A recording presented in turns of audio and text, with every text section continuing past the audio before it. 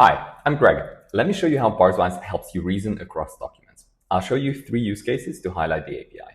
First, a commercial loan underwriting. Second, an IPO analysis. And third, a mortgage application submission. Let's dive straight in. Here we're looking at a list of deals.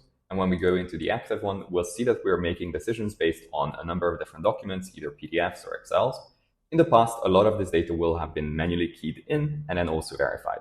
With Parsewise, we're able to look at the details in terms of underlying places where the values are coming from, how they resolve. And that's true for both quantitative and also qualitative sources, where we can see information across documents as well.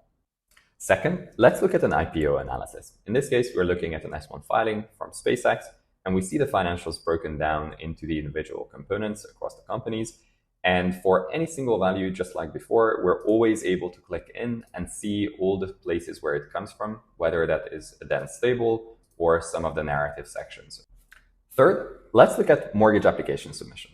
Here we have a Swiss form, and we've already extracted the data with Parsewise, so we're going to go ahead and fill it in. Once we have that, we can look into any of the individual values, and as usual, go beyond and see the details below where these numbers come from and why there may be an inconsistency. To try the API for yourself, go to parsewise.ai/API.